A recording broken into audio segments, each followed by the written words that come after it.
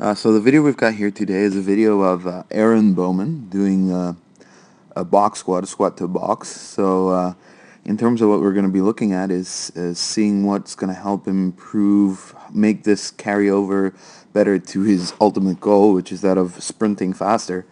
So I believe Aaron competes on the national circuit. So and he's quite well placed in looking to make the Olympics team.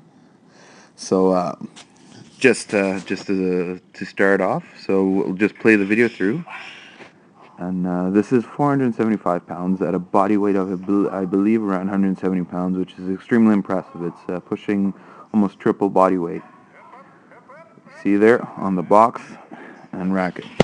So it's an impressive lift, without a doubt.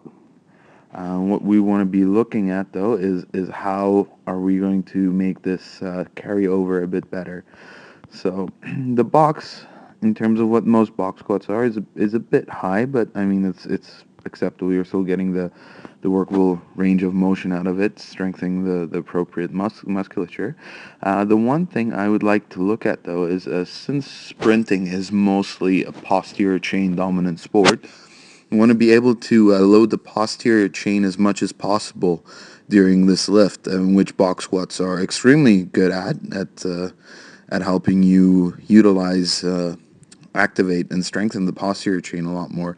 So let's just go back here. So we see here he starts the lift, and as we know from biomechanical principles, whichever tissue you bias first, meaning whichever tissue starts the movement, essentially, is going to be the one that's going to be maximally loaded.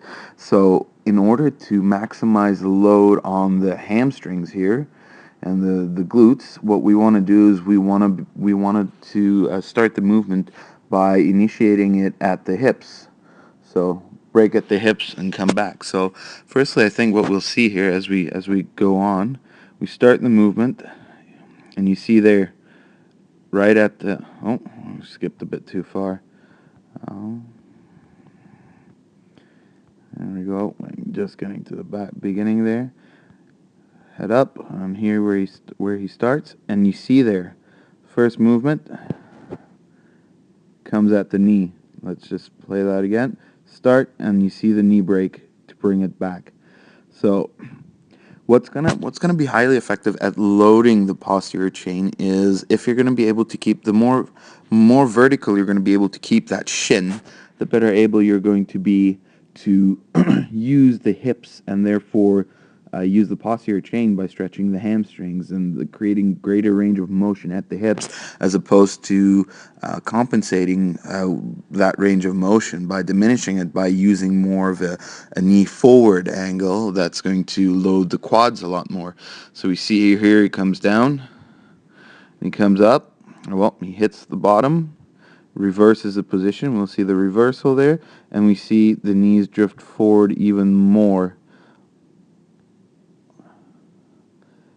And then he drives it out to completion where the glutes kick in. The thing that's gonna make this less effective than a stricter box squat is the fact that the glutes are only about firing in this range of motion. So you're not really getting that much out of the glutes as much as you are getting out of the quads. So what you want to do is, first off, I'd suggest this, if you're going to be doing box squats, then you don't want to have the Olympic shoes. These ones right here, or those ones right there rather. They tend to by default push your knee forward already and make it more of a quad dominant movement. That's why most Olympic lifters will wear the Olympic lifting shoes, because when they can get their knees forward, they can have a more upright torso angle, because the demand on the hip will not be as significant when they're wearing those shoes, especially since they're squatting to rock bottom and they have to have an upright as possible torso in order to be able to make their lifts. So that's one thing that I can recommend that would probably make a big difference. Another thing that tends to happen quite often with sprinters is that they tend to have very tight adductors.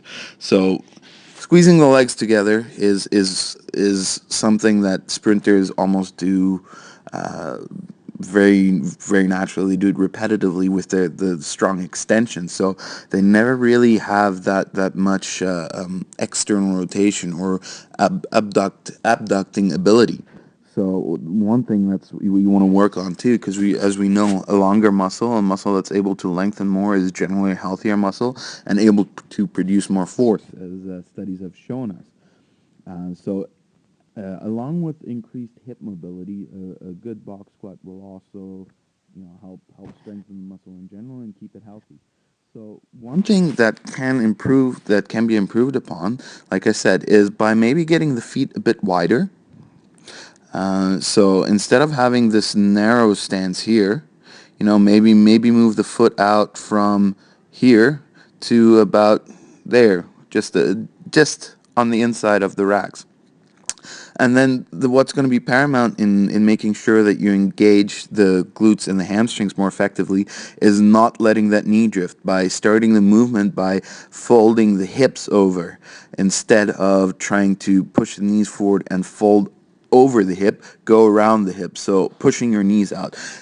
Generally, most successful squatters that use their posterior chain in powerlifting, which has the goal of lifting the most weight possible.